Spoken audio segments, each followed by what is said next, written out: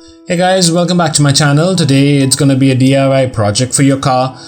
So I'm upgrading my Tata Tiago headlights, and if you remember, I had bought the LED headlights for Tata Tiago and had made a review of it. I was not satisfied with it, so I'm grading my bulbs back to halogen, and these are the Philips H4 Rally bulbs. These are 190 bulbs. Along with that, I also purchased this relay kit. This is from Philips.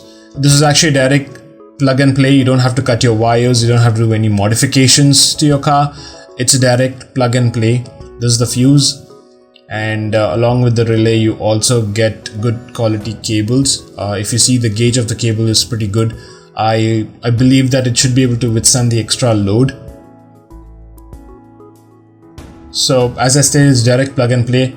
This is a ceramic holder, and this one goes to your current stock holder so that the signals are received, and this one goes to the earth, because here in this, guys, you don't have a negative connection. You have to connect the output to the earth, and likewise you also have the same thing on the other end. Now I'll fix this on the car and I'll show you guys how you could do this.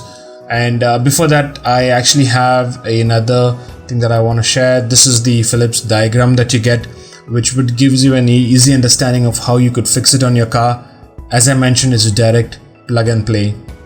You connect it to the battery, you connect it to the stock holder, and just voila, it's a direct plug.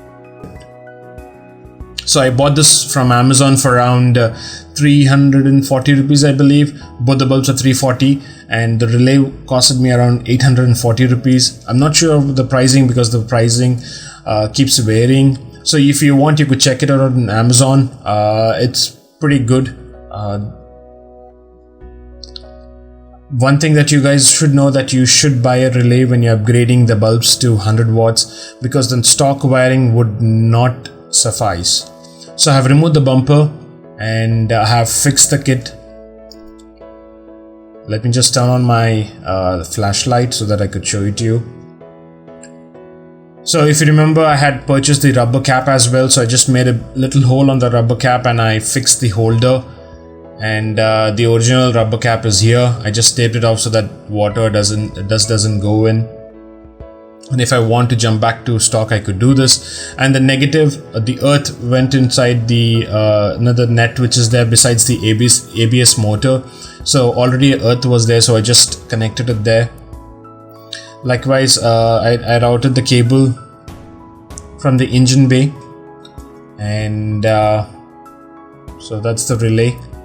I just need to do a little more cable management, which I would show it to you in a while. So I connected this end to the battery, and this one goes to the bulb,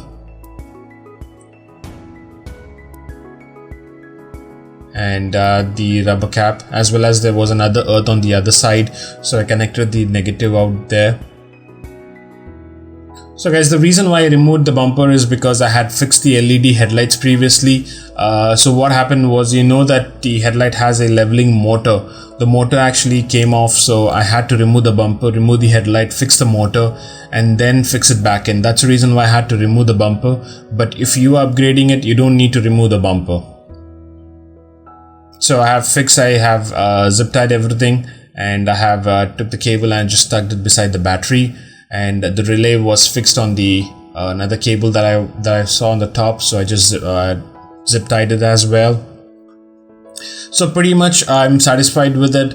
I could do a little more bit of cable management, but I just left it as it is.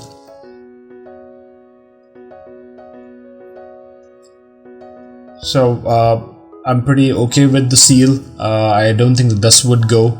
So this is how the headlights are. Headlights are bright. Now the low beams are pretty okay. It's similar to the Osram that I had, but the high beams are really powerful. So I need to do a test drive in the highway, and I'll give a review of it. So stay tuned to my channel, guys. Thank you so much for watching. Stay subscribed. Thank you.